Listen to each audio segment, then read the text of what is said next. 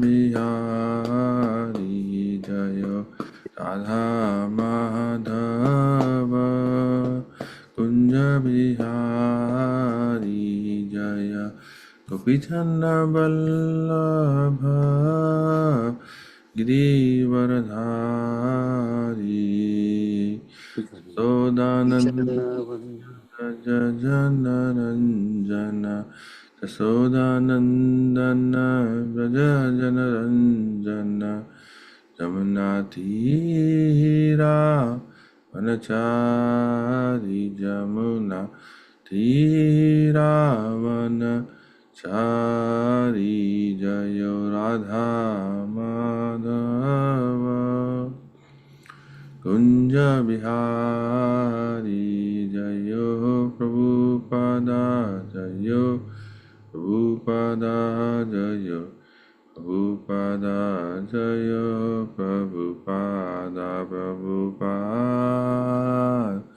Prabhupada Prabhupada Jaya Jaya Prabhupada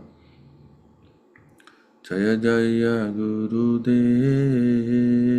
Gurudev Gurudev Jaya Jaya Gurudev Srila Prabhupada Ki Jai Granthra Srimad Bhagavatam Ki Jai Om Namo Bhagavate Vasudevaya Om Namo Bhagavate Vasudevaya Om Namo Bhagavate Vasudevaya. So thank you all for joining. Today we are reading from Srimad Bhagavatam, his first canto, 6th chapter, verse number 17. I'm going to share the screen. It's actually a very nice verse, very encouraging verse, and we'll see how that is. So let's read that. Let me share. So here. Okay. Premati-bhana nirbhinna pulakango atinivritah ananda samplave lino nipashyam ubhayam mune. Translation by Srila Prabhupada. Actually, let me read the word 3 times. Premati-bhara nirbhinna pulakango atinirvrita ananda samplave lino napashyan ubhayan mune. Premati bhara nirbhinna pulakango atinivritah ananda samplave lino napashyan ubhayam mune. Translation by Srila Prabhupada. O Vyasadeva, at that time, being exceedingly overpowered by feelings of happiness, every part of my body became separately enlivened. Being absorbed in an ocean of ecstasy, I could not see both myself and the Lord. Purport by Srila Prabhupada. Spiritual feelings of happiness and intense ecstasies have no mundane comparison. Therefore, it is very difficult to give expression to such feelings. We can just have a glimpse of such ecstasy in the words of Sri Narad Muni. Each and every part of the body or senses has its particular function. After seeing the Lord, all the senses became fully awakened to render service unto the Lord, because in the liberated state the senses are fully efficient in serving the Lord. As such, in that transcendental ecstasy, it so happened that the senses became separately enlivened to serve the Lord. This being so, Narad Muni lost himself in seeing both himself and the Lord simultaneously.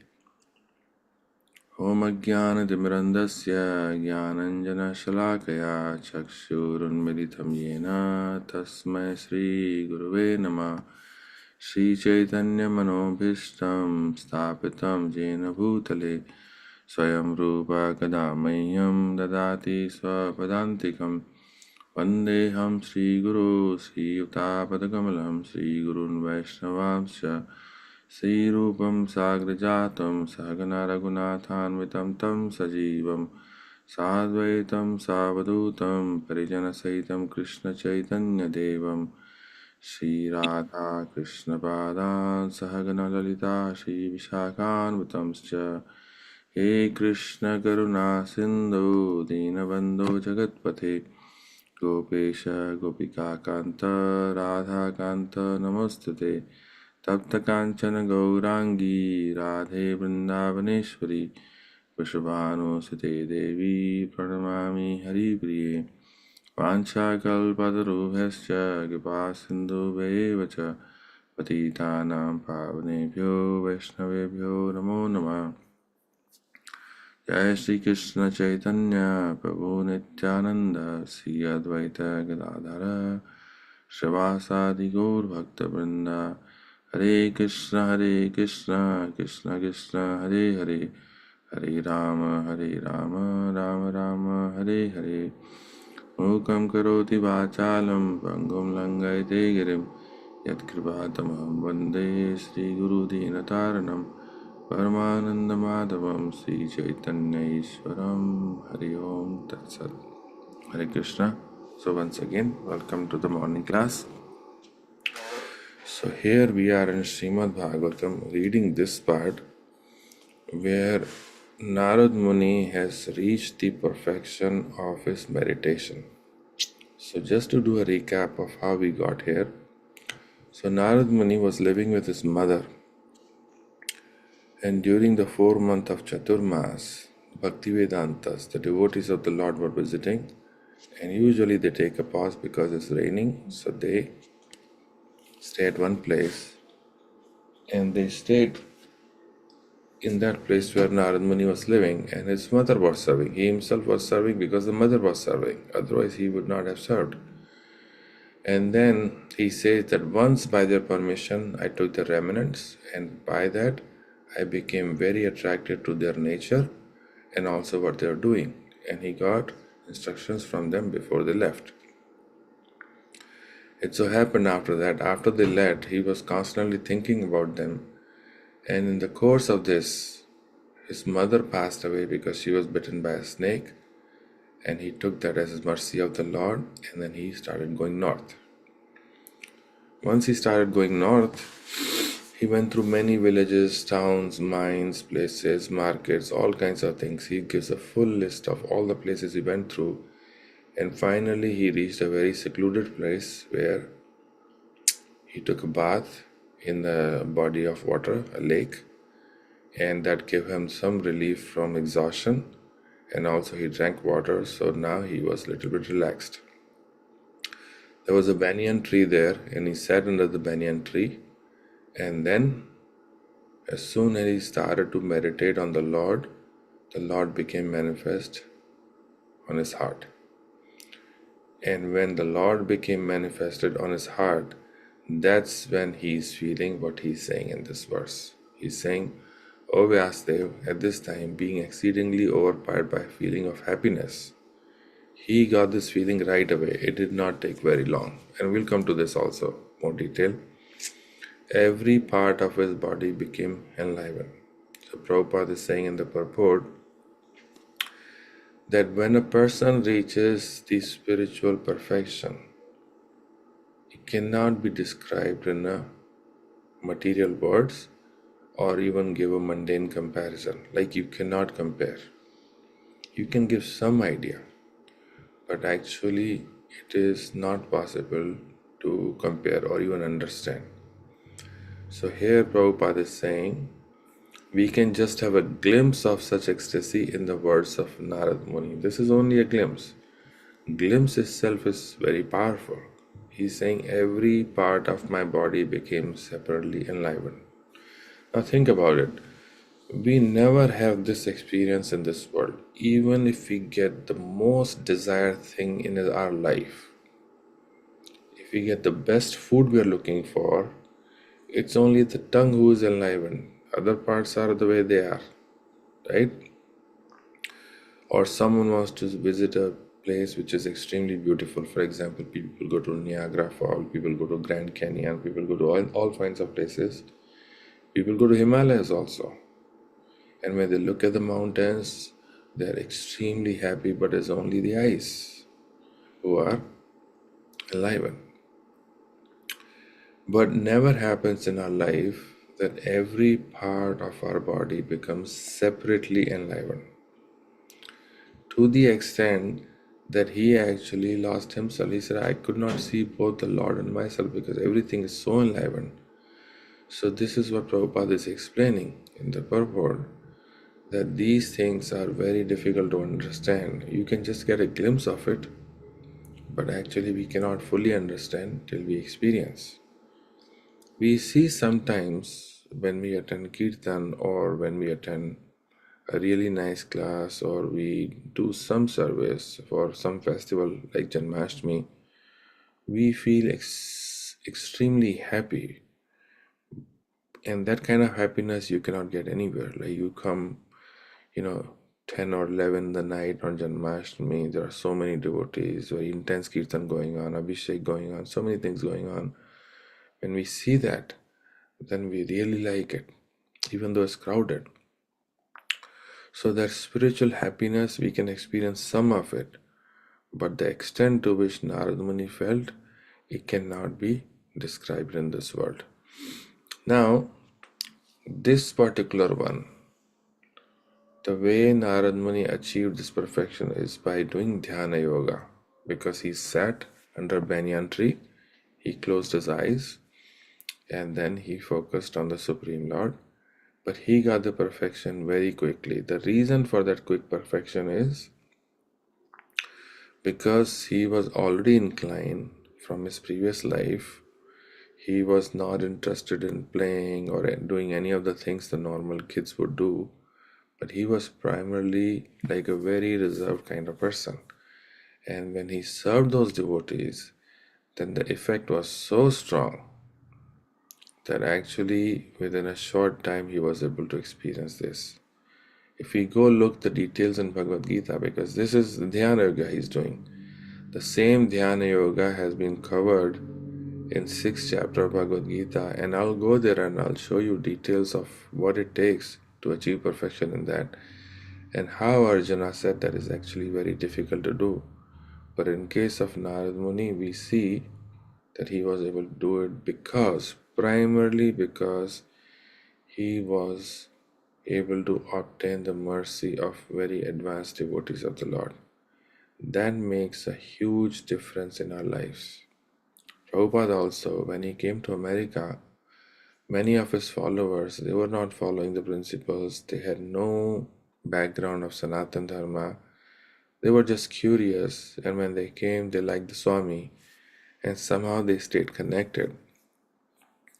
And that had such a strong effect on them that actually they changed their life for good, from basically darkness to light in a very significant way, just primarily because of association of Prabhupada, and that effect is still continuing.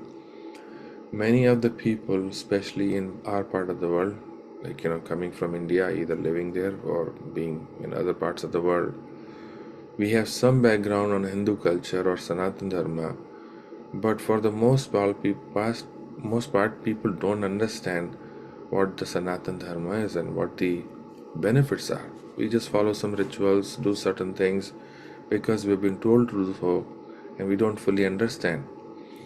But by the association of Srila Prabhupada, we can see that by studying Bhagavad Gita, Bhagavatam, and proper understanding, actually we can experience a lot more than what we could experience just by doing rituals. So this is the effect of association. Even the Prabhupada is not physically present, but we are able to associate with him through his Vani, through his books. So going back to this, so this is Dhyana Yoga, and Narad Muni is able to do it, and he's able to achieve the results. And these are the results. That being absorbed in ecstasy, I could not see both myself and the Lord. Okay, so now let's go to Bhagavad Gita, because that's where all the details are given by Krishna. I'll just highlight a few things and you'll see how this yoga works, Dhyana Yoga works, and how Narad Muni was able to achieve perfection in this. So here we are in 6th chapter. I'm highlighting this.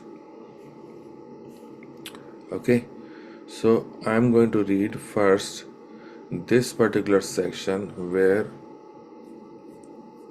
Krishna is talking about what happens when you reach the perfection of samadhi, and you will see it's very similar to what Narad Muni is saying. You'll see it. Okay, so let me read it.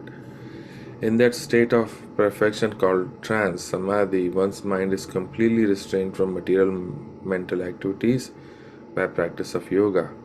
The perfection is characterized by one's ability to see the self by pure mind and to relish and rejoice in the self. In that joyous state, one is situated in boundless transcendental happiness realized through transcendental senses. Once again, in that joyous state, one is situated in boundless transcendental happiness realized through transcendental senses. This is exactly what Narad Muni was saying in his own words. Established thus, one never departs from the truth, and upon gaining this, he thinks there is no greater gain. There's nothing bigger than what he got. Being situated in such a position, one is never shaken, even in the midst of greatest difficulty. This indeed is the actual freedom from all miseries arising from material contract. So Krishna is giving the definition of perfection in yoga, and Narad Muni in Bhagavatam is describing the same by his personal experience. Does it make sense so far? Is everybody paying attention? Hare Krishna. Yes, Prabhuji. Yes, Prabhuji. Hare Okay. Krishna. So this is what we said. So now let's go a little more deep, because Bhagavad Gita and Bhagavatam, you can get real benefit if we try to go deeper. In our Vaishnava culture, some of the acharyas, they say that bhakti is like an ocean. We also have a book called Bhakti Rasamrita Sindhu. Sindhu means ocean, right? So bhakti is like an ocean. And they give the exact comparison that when you go explore the ocean, if you go shallow, then you collect only fish. And if you go deep, then you collect jewels. So whenever we read or whenever we try to understand, at least our effort should be to go as deep as we possibly can, because that's when we get the real benefit.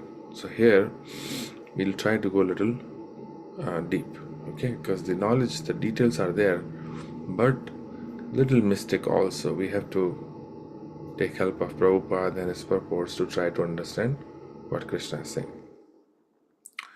So this is what we read, verse 20 to 23, where he was describing the final result of achieving perfection in yoga.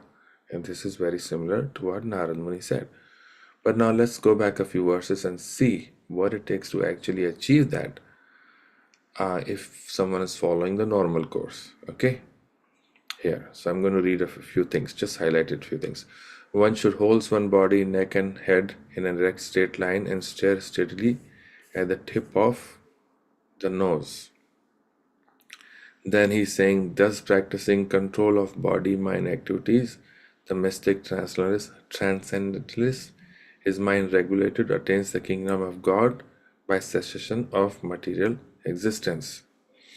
There's no possibility of becoming a yogi unless you eat too much or eat too little or sleep not enough or sleep too much. Then he talks about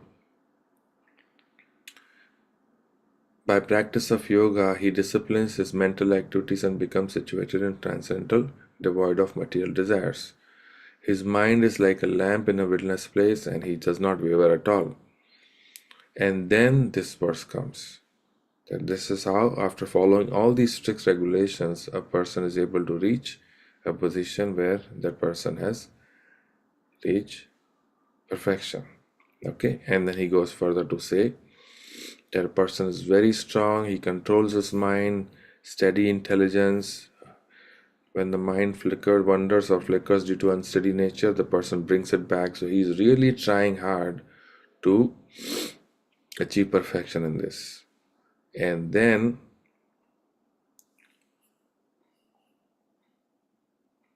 verse 33 here, Arjuna said, "O Madhusudana, the system of yoga which you have summarized appears impractical and unendurable to me, for the mind is restless and steady." So Krishna gave all the details to Arjuna. He's on the battlefield. And Arjuna said, "Thank you, Krishna, but I don't think I can do it because mind is extremely restless and difficult to control." And that's when Krishna says, "Sure, you're right.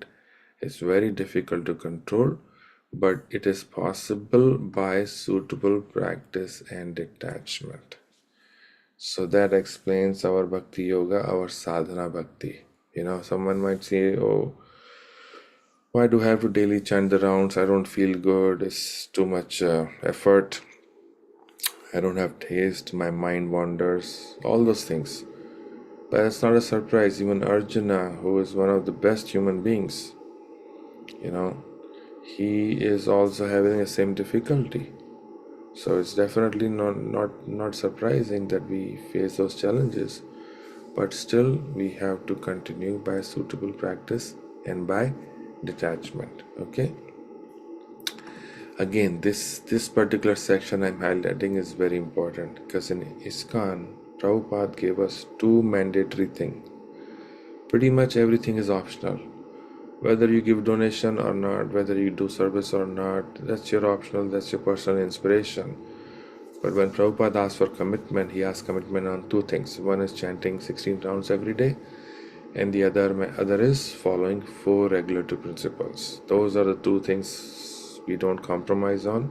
They are absolutely required by every committed member of ISKCON. So this one,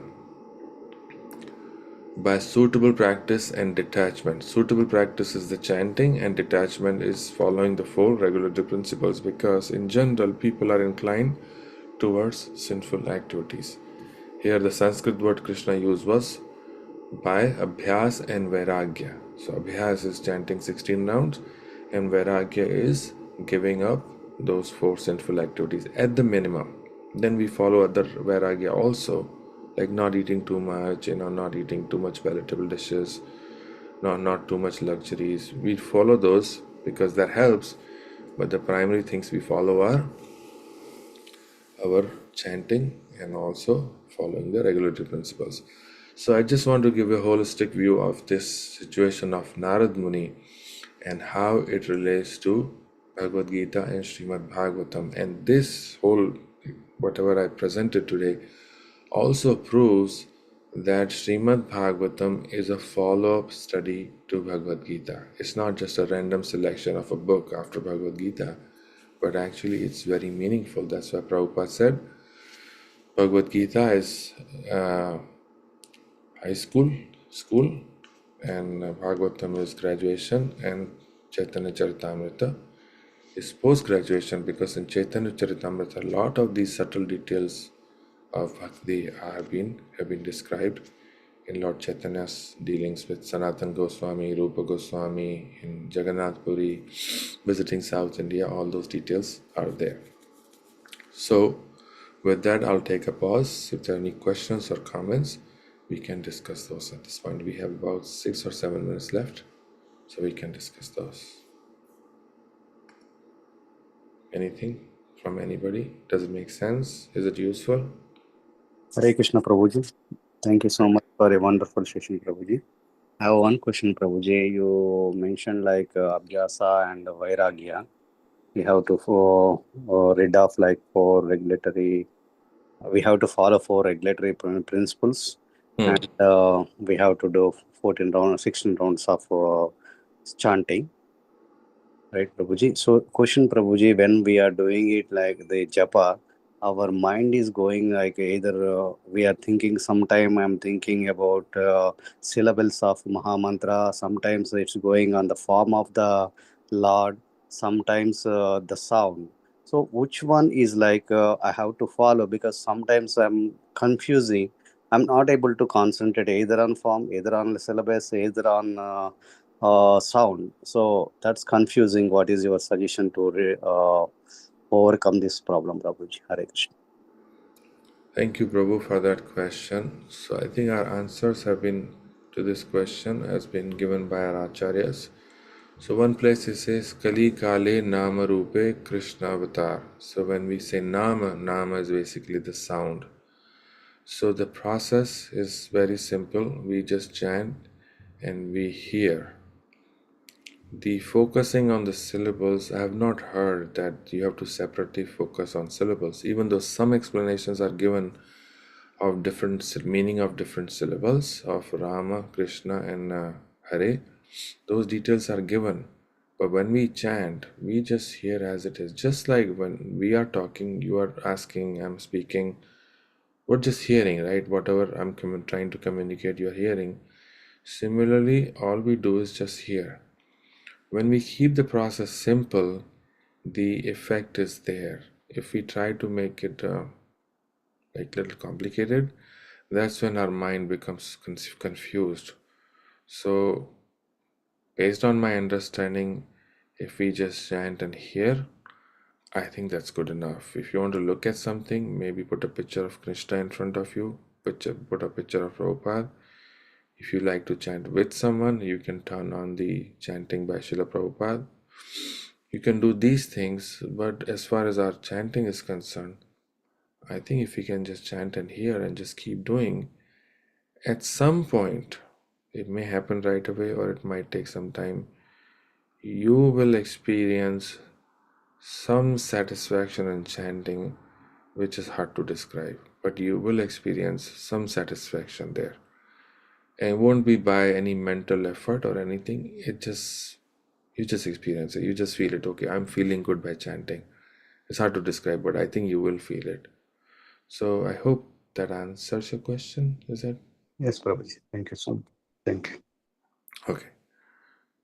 Thank you. Anybody else?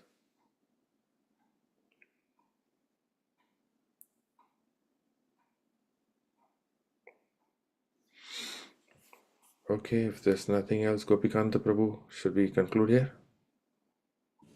Sure, Prabhuji. Okay, thank you, Prabhu. Srila Prabhupada ki jai, Granthra Srimad Bhagavatam ki jai, Gaur Brahmanande. Let's thank His Grace Nanda Kumar Prabhu for giving a nice Srimad Bhagavatam class today morning by chanting 3 times Hari Bol. Hari Bol, Hari Bol, Hari Bol.